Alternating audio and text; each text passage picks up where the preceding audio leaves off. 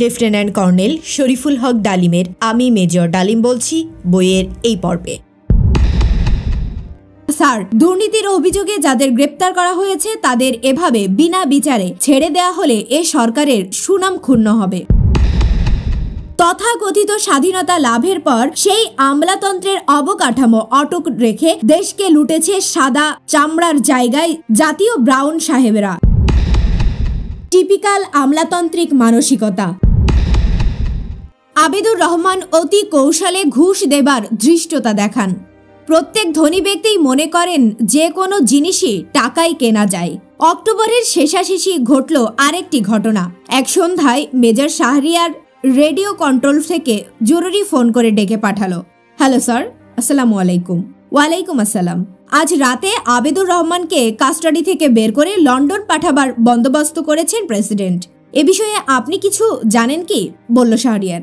না তো, এ বিষয়ে আমি কিছুই জানি না। স্যার, দুর্নীতির অভিযোগে যাদের গ্রেপ্তার করা হয়েছে তাদের এভাবে বিনা বিচারে ছেড়ে দেয়া হলে এ সরকারের সুনাম ক্ষুণ্ণ হবে। লোকজন বলাবলি করবে, আবার সেই পুরনো খেলাই শুরু হলো। টাকা পয়সার লেনদেনের মাধ্যমে দুর্নীতিবাজরা নিজেদের ধরা ছোঁয়ার বাইরে সরিয়ে নিয়ে যাচ্ছে। তুমি ঠিকই বলেছ শাহরিয়ার। তোমার খবর যদি সত্যি হয়ে থাকে তবে কিছুতেই আবিদুর রহমানকে বিদেশে যেতে দেওয়া ঠিক হবে না। তুমি পুনরায় তাকে আটক করার ব্যবস্থা করো। তাকে ধরতে হবে এয়ারপোর্ট থেকে, যাতে করে এর পেছনের মূল ব্যক্তিদের পরিচয় পাওয়া যায়। অভিযুক্ত কাউকে ছেড়ে দেবার অধিকার কারণেই। After you get him let me know. Okay sir, I shall do everything that is necessary. Telephone রেখে দিল শাহরিয়ার। মাঝরাতে লন্ডনগামী ফ্লাইটে বিশেষ ব্যবস্থায় তুলে দেওয়া হয়েছিল আবিদুর রহমানকে। প্লেনের ভিতর থেকেই অফলোড করে ধরে এনেছিল শাহরিয়ারের পাঠানো টাস্ক ফোর্স। খবর পেয়ে আমি গিয়ে উপস্থিত হলাম শাহরিয়ারের কন্ট্রোল রুমে। আইজি জনাব নুরুল ইসলাম এবং গ্রেপ্তারকৃত বিশেষ ব্যক্তিদের ইনচার্জ ডিআইজি জনাব E.A. চৌধুরীকেও ডেকে আনা হলো, কারণ খবর পাওয়া গিয়েছিল এ ব্যাপারে তাদের হাত রয়েছে। জনাব E.A. চৌধুরীকে জিজ্ঞাসা করলাম, স্যার, দুর্নীতির সুনির্দিষ্ট অভিযোগে যাদের গ্রেপ্তার করা হয়েছে তাদের দায়িত্বে তো আপনিই রয়েছেন, তাই না? জি হ্যাঁ, জবাবে বললেন জনাব চৌধুরী। সেক্ষেত্রে জনাব আবিদুর রহমানকে ছাড়পত্র দিয়ে প্লেনে তুলে দেবার বন্দোবস্ত করলেন কার হুকুমে? আমার অপ্রত্যাশিত প্রশ্নে তিনি কিছুটা ভড়কে গেলেন। আমতা আমতা করে বললেন, আইজি সাহেবের হুকুমেই এ ব্যবস্থা করেছিলাম আমি। আইজি সাহেব কি করে এ ধরনের হুকুম দিলেন? থতমত খেয়ে গেলেন আইজি সাহেব। প্রেসিডেন্টের কথা মতো কাজ করেছি আমি। প্রেসিডেন্ট সাহেব এ ব্যাপারে কোনো লিখিত অর্ডার দিয়েছেন কি? প্রশ্ন করলাম। জি না, টেলিফোনে বলেছিলেন। টেলিফোনের কথা যদি এখন প্রেসিডেন্ট অস্বীকার করেন তখন আপনার অবস্থা কি হবে আইজি সাহেব? আইনের রক্ষক হয়ে এ ধরনের কাজ করাটা ঠিক কি হয়েছে কি আপনার? আমার কথায় ভীষণভাবে ঘাবড়ে গেলেন পুলিশের জাদ্রেল অফিসার জনাব ইসলাম। কিছুক্ষণ ভেবে নিয়ে বললেন, মেজর সাহেব, উপরওয়ালাদের ইচ্ছা আমাদের মতো জুনিয়রদের জন্য হুকুমেরই সমান। বাহ, বেশ বলেছেন। ঔপনিবেশিক আমলাদের এই বিশেষ গুণটি ভালোই জানা আছে। কিন্তু বাংলাদেশ তো একটি স্বাধীন দেশ। এক্ষেত্রে এমন একটি আইন বিরোধী কাজ করতে এতটুকুও বাধল না আপনার? বাধবেই বা কেন? ঘুণে ধরা ব্যবস্থার শিকার আপনারা আমরা সবাই। স্বাধীনতার পূর্বকালে ঔপনিবেশিক আমলাতন্ত্র সৃষ্টি করে তৃতীয় বিশ্বের যেসব দেশেই শোষণ কায়েম রেখেছিল বিদেশি শাসকরা, তথাকথিত স্বাধীনতা লাভের পর সেই আমলাতন্ত্রের অবকাঠামো অটুট রেখে দেশকে লুটেছে সাদা চামড়ার জায়গায় জাতীয় ব্রাউন সাহেবেরা। তাদের ওই অপশাসন শোষণ সবসময়ই মদত জুগিয়ে এসেছে ভাগিদার হিসেবে সামরিক ও বেসামরিক আমলাতন্ত্র। অসৎ রাজনীতিবিদ এবং আমলাতন্ত্রের মাঝে জাতীয় সম্পদের ভাগ বটোয়ারা হয়ে এসেছে সব আমলেই। কিন্তু এই লুটপাটের দায় দায়িত্ব কখনোই বহন করতে হয়নি আমলাতন্ত্রকে। সব দায় বহন করতে হয়েছে শুধু রাজনীতিবিদদের। আমলারা হেফাজতে থেকেছেন সব সময় ব্যাক স্টেজ প্লেয়ার হিসাবে, ধরা ছোঁয়ার বাইরে। কিন্তু সেই অপকর্মের ধারাবাহিকতা বজায় রাখার জন্য মুক্তিযুদ্ধ কিংবা আগস্ট বিপ্লব হয়নি। এই দুটো সংগ্রামই করা হয়েছিল জাতীয় পরিসরে সর্বক্ষেত্রে গণমুখী পরিবর্তন আনার জন্য। সেক্ষেত্রে সময়ের দাবিতে আমাদের মন মানসিকতা বদলাতে হবে, তা না হলে সবকিছুই ব্যর্থ হয়ে যাবে।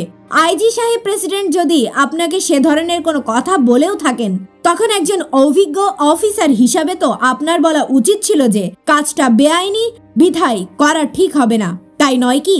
আশা করি আগামীতে এ ধরনের ঘটনা আর ঘটবে না। আব্দুর রহমানকে ধরে আনা হয়েছে, যাবার সময় তাকে সঙ্গে করে নিয়ে যাবেন। আইন সবার জন্যই সমান, কথাটা কাজে প্রমাণিত হওয়া উচিত। কি বলেন? তাদের সাথে আলাপ শেষ করে জনাব আবেদুর রহমানকে ডাকিয়ে আনা হলো। আমাদের সামনে এসে তিনি হাউমাউ করে কাঁদতে কাঁদতে শুরু করলেন, স্যার, আমি জীবনে অনেক অন্যায় করেছি, যথেষ্ট টাকা পয়সাও অর্জন করেছি অসৎ উপায়ে। আমি তার প্রায়শ্চিত্ত করতে চাই, আমার একটা সুযোগ দেন। বলেই বিদেশি একটা ব্যাংকের চেকবুক বের করে তার কয়েকটা ব্ল্যাঙ্ক পাতায় সই করে সেটা টেবিলের উপর রেখে দিয়ে বললেন, বিদেশে আমার যা গচ্ছিত আছে তার সবটাই আমি আপনাদের দিয়ে দিতে চাই স্বেচ্ছায়। কি সাংঘাতিক লোক! প্রকারান্তে ঘুষ দিতে চাচ্ছেন তিনি। উপস্থাপনাটা অতি অভিনব এবং চমৎকার। তার সাথে আর কোনো কথা বলতে রুচিতে বাঁধল। শাহরিয়ারকে বললাম, আমি চললাম, অনেক রাত হয়ে গেছে। তুমি আবেদুর রহমান সাহেবকে আইজি সাহেবকে হ্যান্ড ওভার করে দাও বলে ফিরে এলাম। টিপিক্যাল আমলাতান্ত্রিক মানসিকতা। পররাষ্ট্র সচিব আমার শ্বশুর মহাশয়ের চাকুরির মেয়াদ বাড়িয়ে দেবার সুপারিশ করে আমাকে খুশি করতে চাইলেন। একদিন পররাষ্ট্র সচিব কাজে এসেছিলেন বঙ্গভবনে। মিলিটারি সেক্রেটারির ঘরে আমাকে দেখেই বলে উঠলেন, এই যে মেজর সাহেব, আপনাকেই খুঁজছি। কেন বলুন তো? জানতে চাইলাম। আপনার শ্বশুর জনাব RI চৌধুরী আমার বিশেষ বন্ধু, তিনি এ মাসেই রিটায়ার করছেন। তার মতো একজন অভিজ্ঞ লোকের খুবই প্রয়োজন আমাদের লন্ডন মিশনে, বিশেষ করে এই সময়েই। তাই ভাবছি প্রেসিডেন্ট সাহেবকে বলে 3 বছরের একটা এক্সটেনশন করিয়ে দেই। কি বলেন? প্রেসিডেন্টের বিশেষ কারণে যে কোনো অফিসারকেই সর্বাধিক 3 বছর পর্যন্ত এক্সটেনশন দেবার ক্ষমতা রয়েছে। ধৈর্য সহকারে তার কথা শুনে বললাম, স্যার, আমার শ্বশুর সরকারি চাকরির নিয়ম অনুযায়ী রিটায়ার করছেন। তাকে এক্সটেনশন দেবার প্রয়োজন আছে কিনা সেটা আপনার ডিপার্টমেন্টাল অ্যাফেয়ার্স, সেটা আপনিই ভালো বুঝবেন। এক্ষেত্রে আমার মতামত কিংবা পরামর্শ নেবার যৌক্তিকতা ঠিক বোধগম্য হচ্ছে না। আমার জবাবে সেক্রেটারি সাহেব কেমন একটা দমে গেলেন, কিন্তু ঝানু লোক যেতে যেতে বলে গেলেন, না মানে ব্যাপারটা আপনাকে জানিয়ে রাখা আর কি, এই ছাড়া আর কিছুই নয়। উদ্দেশ্য পরিষ্কার।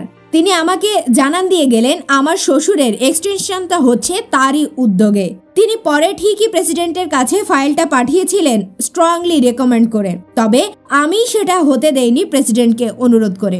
আমার যুক্তি ছিল, সাধারণভাবে সরকারের নীতি যেখানে এক্সটেনশনের বিরুদ্ধে, সেখানে আমার শ্বশুরকে এক্সটেনশন দিলে লোকজন কথা বলার সুযোগ পাবে। বইটির ধারাবাহিক অডিও বুক শুনতে চ্যানেলটি সাবস্ক্রাইব করে সাথে থাকুন। ভালো থাকবেন।